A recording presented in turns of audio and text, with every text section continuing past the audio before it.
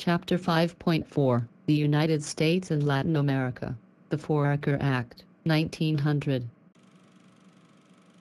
President McKinley, sir. I propose we pass the Foraker Act. What on earth is that? It would establish a civil government in Puerto Rico. You will be able to appoint a governor and part of the Puerto Rican legislature. Puerto Rico will be under our total control. Well, they get to elect the rest of the legislature. Insular cases. We need to determine the rights of these Puerto Ricans. This is completely unfair. We deserve just as many rights as you. No, you do not, you filthy swine.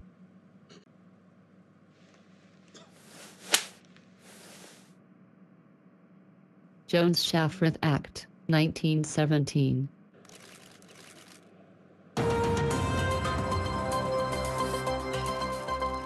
I, President Woodrow Wilson, wish to pass the Jones-Shafrath Act granting Puerto Ricans more citizenship rights like they deserve.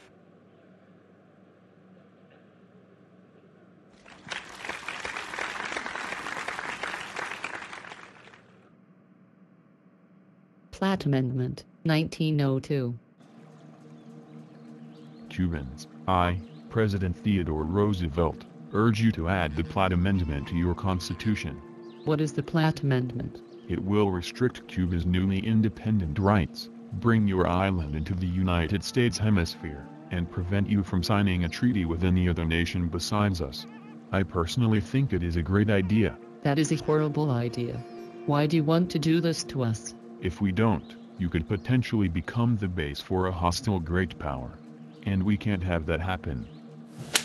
Get out of here, you disgusting pig. Listen here, you piece of dirt. If you don't add this amendment to your Constitution, we will never end our military government of this island.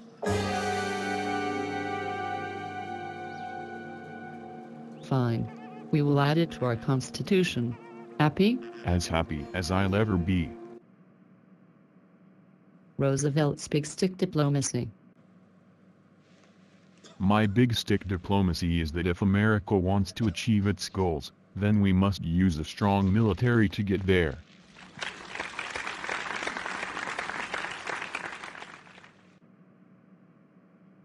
Buying the rights to build the Panama Canal. President Roosevelt, sir. The French company who bought the Panama Route in the late 1800s wants America to buy it from them for $40 million because they failed to connect the Atlantic Ocean to the Pacific. Do you think this is worth investing in? I guess so. Let's build the Panama Canal. America would like to build a canal through your country, Panama. We'd love to work with you. However, since we are not independent from Colombia, you have to go through them first. Dang. All right, I'll talk to them. Dear Colombia, we would love if you'd let us buy a purchase of land across the isthmus in order to connect the Atlantic and Pacific Oceans. Sincerely, President Theodore Roosevelt. Dear America, we would love to give you a part of the isthmus. For a very large amount of money, in your best regards, Colombia. Dear Colombia, that is a horrible offer and it has only made me angrier. Be prepared for a world of pain. You will be expecting America's warships soon. With love, America.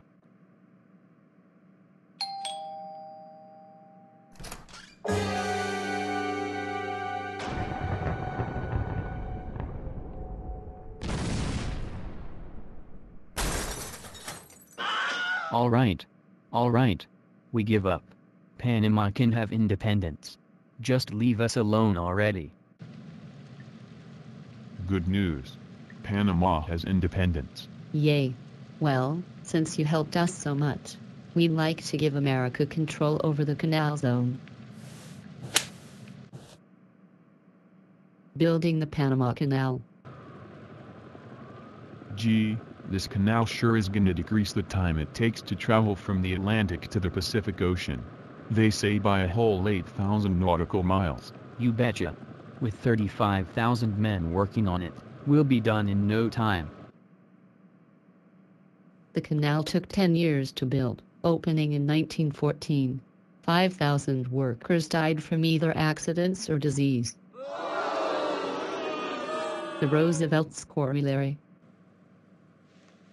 I decided to update the Monroe Doctrine.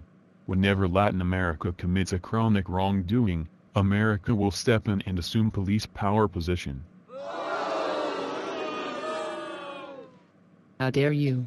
Us Latin Americans can police ourselves just fine, thank you. Dollar diplomacy. I, President William Howard Taft, believe that this new policy I call the dollar diplomacy will increase American investments in businesses and banks throughout Central America and the Caribbean.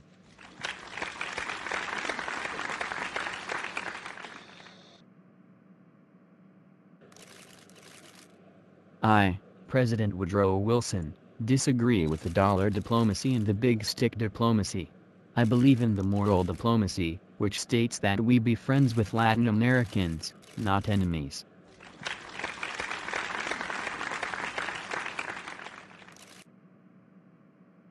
The end.